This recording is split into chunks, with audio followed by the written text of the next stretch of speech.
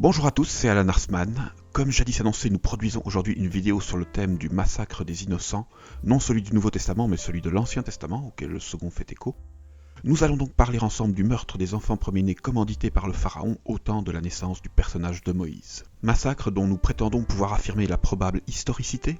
Comme nous allons le montrer, il y a des indices archéologiques et des textes égyptiens qui permettent ensemble d'affirmer l'historicité probable de ces événements, non de manière certaine, mais de manière pertinente et cohérente. Nous en parlerons dans quelques instants.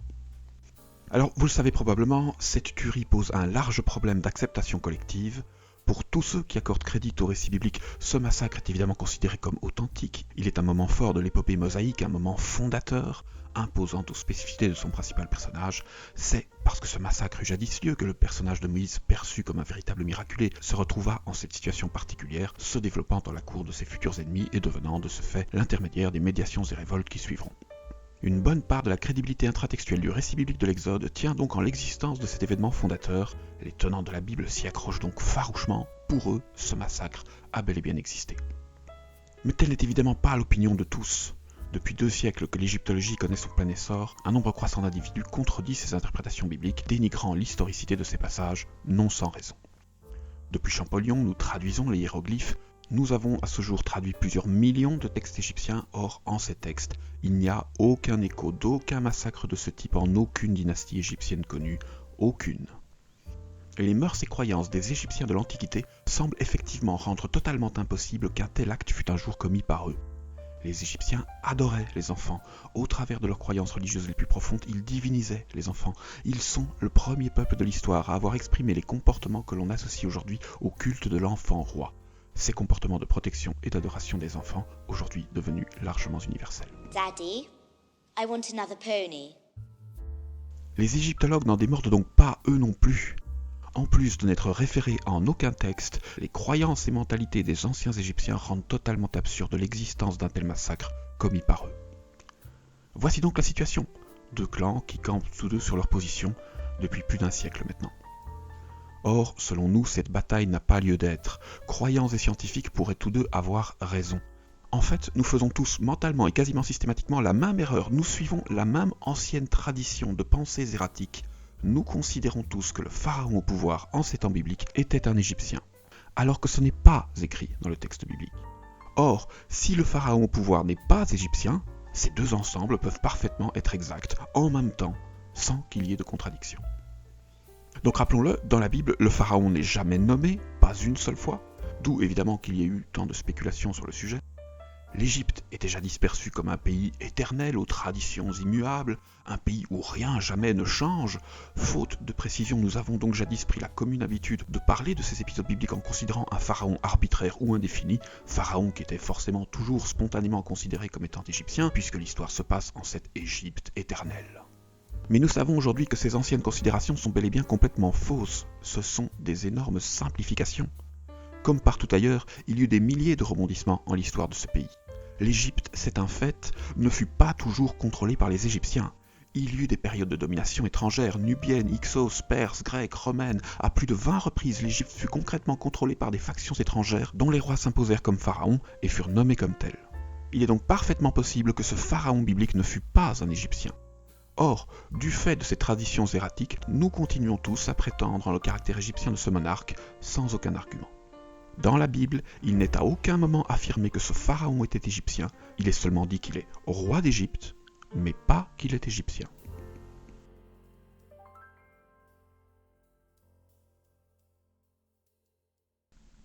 Telle est donc notre hypothèse. Nous affirmons que le début de l'épisode biblique de l'Exode se déroule durant l'une des 3 grandes périodes intermédiaires de l'histoire d'Égypte, la seconde, celle du temps de la domination des Hyksos.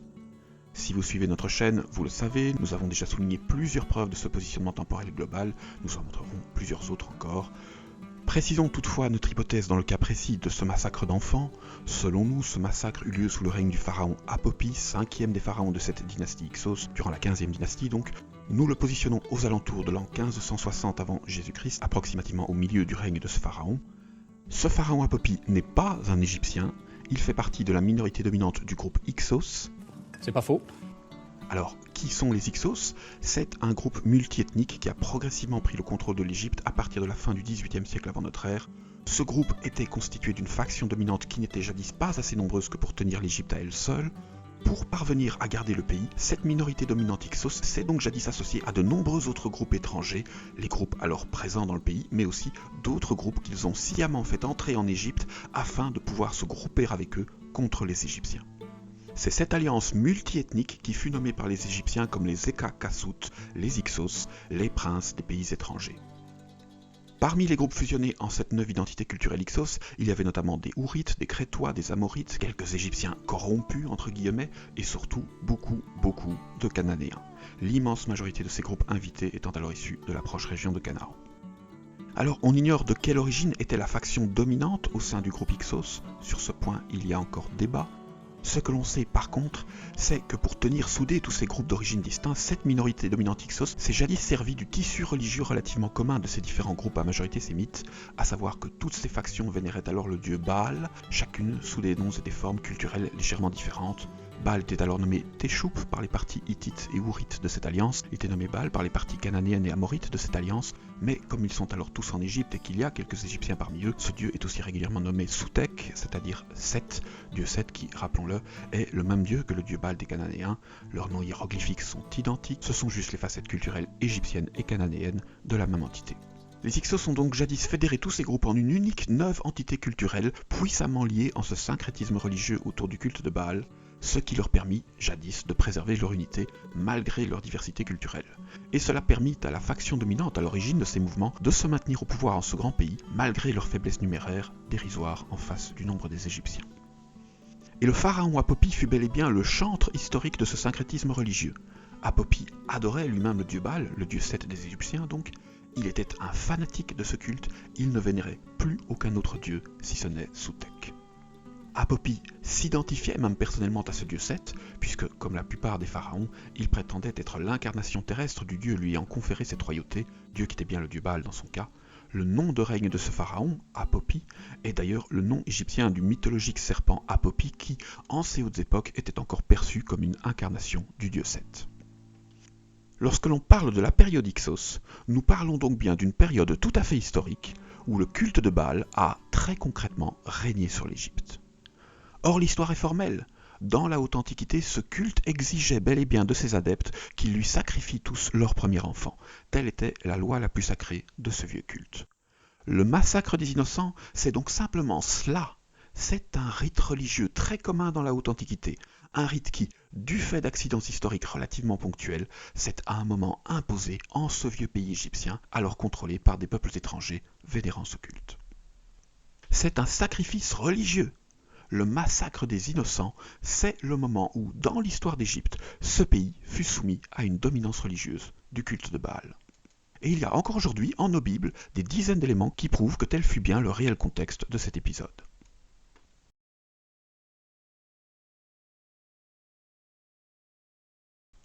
Nous cherchons à examiner la réalité du texte, mais cette réalité a pour l'heure quasiment disparu des considérations collectives, faute d'une propagande télévisuelle usant de sentiments nobles mais en des directions hélas fortement biaisées, du fait d'un large éloignement vis-à-vis des concrets propos du récit biblique.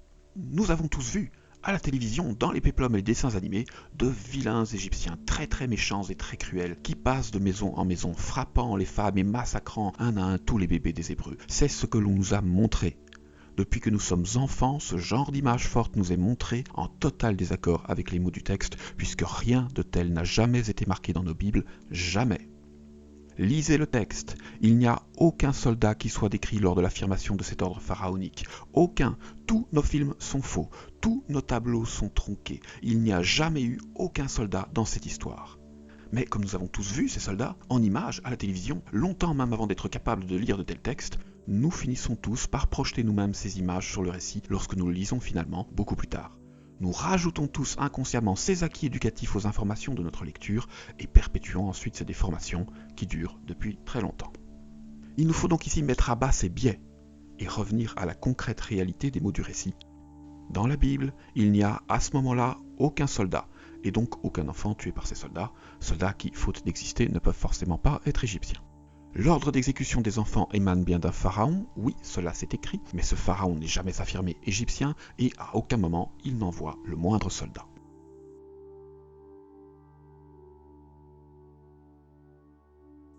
Revenons donc aux sources textuelles. Dans la Bible, lorsque l'ordre d'exécution des enfants tombe, c'est d'abord aux sages-femmes, aux accoucheuses, qu'est demandé d'effectuer cette mise à mort. Or, évidemment, on s'en doute, ces sages-femmes n'auraient pas vécu bien longtemps si elles avaient de la sorte tué bébé sur bébé sans avoir le consentement préalable des parents. Ce consentement nous paraît, à nous, modernes, totalement absurde, mais nous savons que telle fut bien la commune réalité de toutes les régions où fut jadis appliquée la loi de Baal. Oui, les adeptes de ce culte considéraient qu'il était juste de sacrifier ses enfants à leur Dieu. Tel fut le paradigme de la pensée des adeptes de cette religion ancienne, une réalité jadis bien ancrée. Nous pouvons donc ici le déduire. Les parents étaient d'accord, ils y consentaient, parfois dans la douleur évidemment, mais ils y consentaient tout de même. Ce n'est pas explicitement écrit, mais c'est implicite, cela peut se déduire des informations du texte. Tout parent était jadis socialement incité à se soumettre humblement à cette loi, c'était une taxe sacrée, celle des prémices. Par cette pratique, on rendait à Dieu une partie de ce qu'il nous avait offert, on payait pour notre existence, pour notre vie. Pour les adeptes de ce culte, accepter ce sacrifice était une forme d'humilité, jadis jugée très importante. Chacun exigeait donc bien de tout autre qu'il se plie pareillement aux règles communes et paye son dû sacré. Tout parent qui refusait ce sacrifice était donc malmené, et chacun était soumis à la pression sociale jusqu'à ce qu'il s'exécute. Encore une fois, il n'y a aucun militaire dans tous ces passages. S'il y en avait, les sages-femmes n'auraient pas pu se permettre de ne pas obéir à cet ordre du pharaon. Or, le texte exprime bien très clairement que ces sages-femmes ne s'exécutèrent pas, ou en tout cas pas souvent. Elles refusèrent d'appliquer cet ordre. Du fait de ce refus, l'ordre du pharaon devint donc finalement, pour tout un chacun, de jeter l'enfant au Nil. Et ici encore, la formulation de l'ordre de ce pharaon est extrêmement limpide, c'est au peuple qu'il s'adresse lors de cette promulgation, cette loi s'adresse à tous, c'est donc bien aux parents eux-mêmes qu'il était alors demandé d'aller au fleuve afin d'exposer ou supprimer ses enfants premiers-nés. Dans tous ces passages, il n'est donc pas question d'un massacre imposé par la force. Certes, une volonté de régulation existe, nous en parlerons dans un instant, mais le contexte dans lequel elle s'exprima n'est pas militaire, il est religieux. Si le contexte était militaire, ce n'est d'ailleurs pas les mâles premiers-nés qui auraient été choisis pour être tués, car ceux-ci n'influencent quasiment pas sur le nombre global d'une population et sur ses capacités générationnelles. La chose est notoire, ce sont les femmes qui déterminent ces capacités-là. Ce sont bien par contre les enfants mâles premiers-nés qui étaient jadis exigés par le dieu Baal. Les cibles affirmées par nos textes sacrés excluent donc les interprétations traditionnelles et témoignent en le sens d'un contexte de sacrifice voué au dieu Baal. Ce sont donc les parents qui devaient eux-mêmes sacrifier leurs enfants. C'est à eux qu'est donné cet ordre, non à des militaires. C'est la mère de Moïse qui vient porter au Nil son enfant. On nous présente évidemment toujours cette mère comme étant une rebelle occupée à enfreindre l'ordre du pharaon. Rebelle, oui, elle l'était, elle va désobéir, faire suivre l'enfant et finalement l'élever pour le compte de la princesse. Mais il n'est pas du tout évident que la mise à l'eau de Moïse à ce moment-là relève du sauvetage et du miracle magique que les modernes souhaitent souvent y voir. Cette mère de Moïse est tout de même en train de porter son enfant au fleuve. Elle est donc, à ce moment-là, en train d'obéir à l'ordre du pharaon, et non pas du tout nécessairement en train de lui désobéir, comme nous le présupposons tous toujours, sans aucun argument. L'ordre du pharaon est de jeter les enfants au Nil. Il n'est pas explicitement dit qu'il faille les tuer. La loi de Baal, c'est un renoncement à son enfant, mais pas nécessairement un meurtre. En la plupart des pays où exista jadis de telles exigences de prémices humains, la simple exposition des enfants, c'est-à-dire l'abandon en nature, était tolérée, et c'est, de fait, à une exposition de ce type que cette mère se prépare douloureusement. Mais que ce dernier point soit vrai ou pas, dans tous les cas, ce sont les parents, au début avec l'aide de ces sages-femmes, qui devaient, à ce moment-là, théoriquement effectuer ces sacrifices, conclusion à laquelle arrivèrent d'ailleurs la plupart des historiens et analystes des plus hautes époques. Dans nos textes sacrés, Bible comme Torah, il n'est donc à aucun moment question d'un massacre militaire ponctuel, ce sont les parents qui devaient prodiguer ce sacrifice, ou en tout cas l'accepter. Le troisième grand mensonge télévisuel partout diffusé est de prétendre que les Hébreux furent les victimes exclusives de ce massacre. Or, ce n'est à nouveau pas du tout ce qui est écrit dans le texte biblique. Le texte donne le point de vue subjectif d'un peuple spécifique, ceux-ci sont donc plus régulièrement présentés et on insiste forcément plus longuement sur leur douleur à eux, comme en tout récit, c'est normal. Il y a dans la Bible des phrases qui parlent de ces sévices et qui ont les Hébreux pour sujet, c'est un fait. Mais cela n'exclut pas du tout que d'autres ethnies durent alors pareillement se plier à cette loi. Lorsqu'on examine le texte en entier et que l'on tient compte des détails du récit, il y est bien discrètement précisé que les Hébreux n'étaient pas du tout les seuls à subir ces écueils. Les Hébreux furent les victimes de ces sévices, oui, c'est évident, mais en nos textes, il n'a jamais été question d'une loi s'appliquant à eux seuls. Dans la Bible, il est très clairement stipulé que l'ordre du Pharaon est donné à tout son peuple. À tout son peuple, c'est écrit. Or, il n'est pas hébreu, ce type. Même sans considérer mon hypothèse de positionnement temporel, cette phrase ne peut pas signifier uniquement le sacrifice des enfants hébreux. Cela n'a pas de sens au regard des mots présents. C'est très clairement une loi nationale qui est ici décrétée. Elle concerne tout le monde, tous les individus soumis à ce roi. Il est donc bien, à ce moment-là, question d'une pratique devant s'imposer à toutes les ethnies présentes, aux Hébreux évidemment, mais aussi aux Égyptiens, le texte le précise, et pareillement aux gens du Pharaon, à son peuple à lui. Et oui, il faut insister sur ce point-là afin de corriger les diffamations du passé. C'est stipulé dans la Bible, les Égyptiens furent aussi les victimes de ces massacres. Ils devaient eux aussi sacrifier leurs enfants. Il est d'ailleurs très clairement écrit dans la Bible que les sages-femmes auxquelles fut demandé d'appliquer cette loi passaient également auprès des femmes égyptiennes. Lisez le texte. Non seulement il n'est pas écrit que les Égyptiens soient les coupables de ce massacre, mais en plus, il est discrètement écrit qu'ils en furent eux aussi les victimes.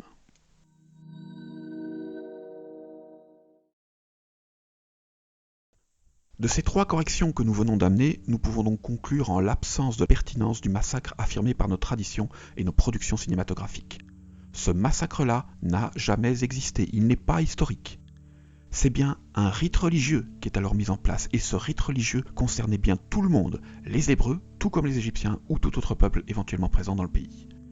Le texte nous parle d'une loi nationale imposant à l'exécution d'un rite religieux bien connu dans l'Antiquité. Bien sûr, cette loi ne représente pas la même difficulté pour tous, et c'est là que le discours émotionnel prend tout son sens.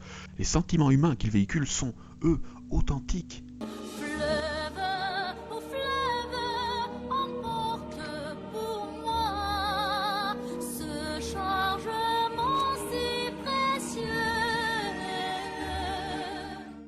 Car oui, certains peuples appliquèrent jadis banalement cette loi de Baal à plusieurs reprises dans l'histoire, mais pour d'autres peuples, oui, ces sacrifices relevaient d'une complète abomination totalement insupportable.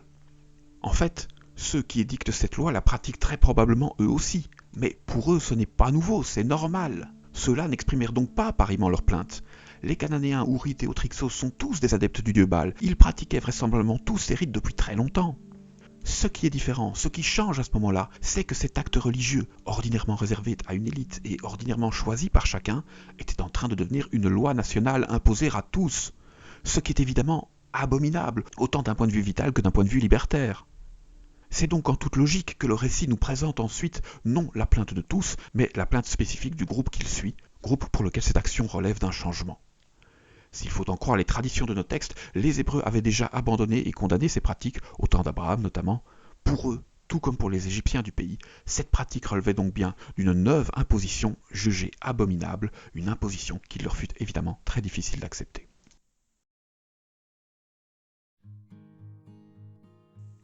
Mais ce n'est évidemment par hasard que ces sacrifices religieux furent jadis confondus comme l'expression d'un ethnocide visant spécifiquement le peuple hébreu. Car, comme on le devine ou le comprend à la lecture des autres passages de nos textes, le réel but de ce mouvement ne relevait pas d'une authentique religiosité. Le texte est clair, la religion a ici servi de prétexte. C'était un moyen dont les réelles fins étaient d'ordre politique. Rappelons en effet que la justification de ces massacres est donnée plus tôt dans la Bible, et le texte est clair.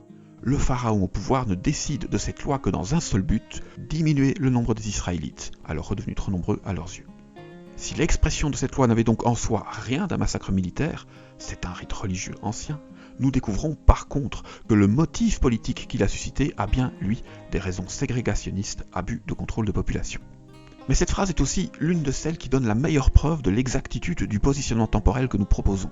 La formulation que vous voyez en ce moment à l'écran est la formulation qui fut jadis communément utilisée dans la majorité des Bibles, une tradition qui est purement et simplement mensongère. Aujourd'hui, dans la majorité des publications, on peut enfin retrouver la véritable traduction de ce passage. Il n'y est en fait pas écrit « Voici le peuple israélite nombreux et puissant parmi nous ». Les mots exacts des plus anciens textes sont ceux-ci. « Voici que le peuple des fils d'Israël est plus nombreux et plus fort que nous ». Traduction que l'on retrouve heureusement de plus en plus souvent dans les Bibles modernes. Cette phrase n'a jadis pas été traduite justement car son sens réel rendait absurde le point de vue coutumier d'un pharaon égyptien. Elle fut donc, pendant longtemps, traditionnellement déformée par les religieux afin d'éviter que n'apparaisse cette absurdité flagrante d'un peuple égyptien devenu minoritaire en son propre pays. C'est pourtant un fait, L'authentique propos biblique est bien celui-là. Selon la Bible, le pharaon au pouvoir fait partie d'une ethnie qui est alors minoritaire dans le pays. Le texte biblique précise en ce passage que le peuple que ce pharaon veut faire diminuer en nombre est à ce moment-là plus nombreux que le peuple auquel appartient ce pharaon. C'est écrit. Or, si vous retenez l'interprétation traditionnelle plus télévisuelle que biblique, cela impose à considérer que les Hébreux étaient alors plus nombreux que les Égyptiens en Égypte, ce qui est évidemment totalement absurde et n'exista jamais, même de très loin. Le pharaon biblique affirme ici clairement que son peuple est minoritaire dans le pays, ce pharaon n'est donc pas égyptien. Sur base de cette seule phrase, toutes les interprétations traditionnelles, Akhenaton, Ramsès II, etc. sont toutes à rejeter. Aucune n'est recevable, aucune n'est scientifiquement crédible. Elles sont inconciliables avec ces concrètes affirmations de nos récits. Si par contre on accepte le positionnement en période Hyksos, cette phrase redevient pleinement crédible, car à ces époques, ce qu'elle exprime fut réel. Le fait est historique, les Hyksos étaient certes dominants grâce à leur technologie et compétences, ils avaient des chars, des chevaux, des armes et des armures de qualité très supérieures à celles des Égyptiens, mais ils étaient effectivement très peu nombreux. C'est pour pallier à ce problème numéraire qu'ils se sont jadis alliés à beaucoup d'autres groupes sémites, dont les Hébreux, dont l'insertion groupe Hyksos est décrite dans le passage de Joseph. Les Hyksos se sont donc bien, eux, retrouvés à un moment dans la complexe situation de devoir contrôler ses alliés afin d'en contenir le nombre. Le plus gros de ses alliés des maîtres Hyksos étaient alors des Cananéens, ceux-ci étaient beaucoup plus nombreux que leurs maîtres et alliés, c'est archéologiquement démontré. Les Hyksos se sont donc bien retrouvés dans la même complexe situation que celle décrite dans la Bible. S'ils ne font rien et laissent croître en nombre ses alliés plus nombreux qu'eux, ceux-ci finiront par les supplanter ou rallier l'ennemi.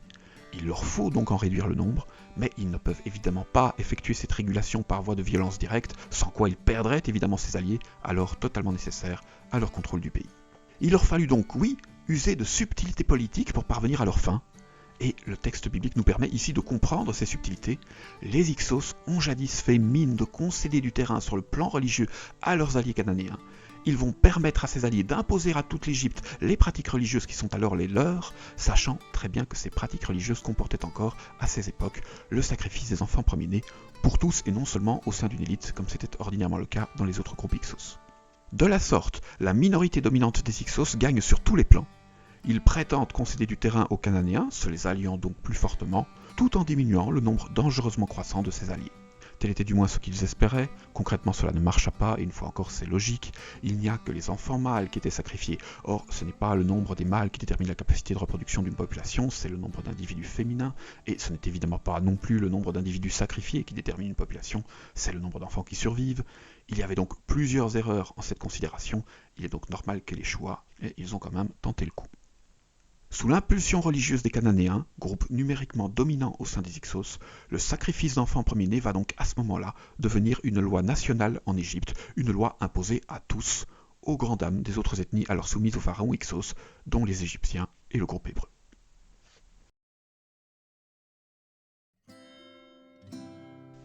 Alors les Hyksos étaient-ils assez cruels et barbares d'un point de vue moderne pour imposer à tous ces pratiques infanticides? On ne va pas y aller par quatre chemins, oui, ils l'étaient. Les Hyksos sont un peuple très intelligent, disposant de technologies largement supérieures à celles des Égyptiens à ce moment-là. Ce sont d'excellents commerçants et de bons bâtisseurs. Ils vont prospérer en Égypte, ils vont développer le nord du pays, y construire des villes, des fortifications, des canaux, etc. Mais sur le plan religieux, ce sont bien encore de complets barbares, autant d'un point de vue moderne que du point de vue des Égyptiens antiques. La littérature ancienne décrivait déjà les Hyksos comme de complets barbares régulièrement qualifiés d'inhumains. Beaucoup de mauvais historiens politiquement intéressés ont jadis tenté de nier cette barbarie avec pour seuls arguments des accusations ad hominem à l'encontre d'auteurs défunts, mais l'archéologie a aujourd'hui permis de mettre à bas ces subjectivités-là. Aujourd'hui nous pouvons l'affirmer, oui, cette violence des Hyksos fut réelle. Les travaux de Manfred Bietak sur le site d'Avaris, la capitale des Hyksos, ont déjà mis à jour plusieurs preuves archéologiques de ces violences. Des réserves de mains humaines coupées ont été retrouvées sur le site. Nous savons aussi que, du fait de ces violences Hyksos, les Égyptiens furent alors contraints de s'employer dans de pareilles violences totalement inhabituelles pour eux. En cette lutte contre les envahisseurs Hyksos, les Égyptiens exprimèrent les plus horribles massacres de toute leur histoire, en représailles à ceux qu'ils vécurent eux-mêmes en cette période. L'Égypte fut complètement traumatisée par cette période Hyksos pendant très longtemps. C'est également une certitude archéologique, les Hyksos pratiquaient encore des sacrifices humains, à une époque où, rappelons-le, les sacrifices sont ordinairement consommés, les cruautés inhumaines dont les Égyptiens les accusaient sont donc historiquement très crédibles. Même moi, je suis mangeable. Mais ça serait du cannibalisme, mes chers enfants. Et c'est en fait désapprouvé par la société. Les Hyksos, c'est également une certitude, vénéraient le dieu Baal, ou en tout cas leur divinité issue d'un syncrétisme entre Baal, Seth et Téchoup, cela aussi c'est une certitude. Ils pratiquaient donc très probablement eux aussi ces sacrifices d'enfants, comme en tout lieu où ce culte régna. Au cas où cela serait encore nécessaire, rappelons que le sacrifice d'enfants à Baal dans l'Antiquité relève bien de la certitude archéologique. Les preuves de ce fait abondent, notamment à Carthage. Carthage qui est d'ailleurs très probablement culturellement lié aux Hyksos. On ne sait à ce jour conclure la nature exacte de leur filiation, mais il est archéologiquement démontré que la culture Hyksos a longtemps survécu à Carthage. De très nombreuses pièces de culture Hyksos, dont des cartouches des principaux de leurs pharaons, ont été retrouvées par les archéologues en ces lieux. Soyons clairs, à ce jour, il n'y a pas de preuves archéologiques permettant d'affirmer avec certitude que les envahisseurs Hyksos imposèrent le sacrifice d'enfants premiers-nés en Égypte durant leur règne. Ce fait peut être déduit à partir d'autres éléments fiables, mais il n'y a pas de preuves archéologiques directes de ces sacrifices, et s'ils furent pratiqués comme indiqué dans la Bible, il y a de fortes chances pour que l'on n'en retrouve jamais. Nous avons les preuves archéologiques de la pratique de sacrifices humains par les Hyksos, dans le contexte du culte de Seth. Nous savons que le roi Hyksos Apopi vénérait lui aussi ce dieu Seth, et nous savons qu'il a bien, durant son règne, promu le culte de ce dieu en le pays qu'il contrôlait. Ce dernier élément étant notamment signifié sur le fameux papyrus Salier I, actuellement au British Museum. Nous n'avons donc pas, je le répète, de preuves archéologiques de ces sacrifices d'enfants, mais ceux-ci peuvent se conclure des deux derniers faits cités. Apopi a tenté d'imposer le culte de Baal en Égypte, Baal exigeait le sacrifice des enfants mâles premiers-nés, Apopi a donc à un moment tenté d'imposer ces sacrifices-là en Égypte. Nous pouvons donc, oui, affirmer que ce massacre est historiquement très crédible en cette période-là. Voilà, c'est tout pour ce sujet. Il y a évidemment des centaines d'autres éléments qui prouvent ensemble que c'est bien uniquement à la lueur des informations de la période Hyksos que l'exode biblique puisse se comprendre.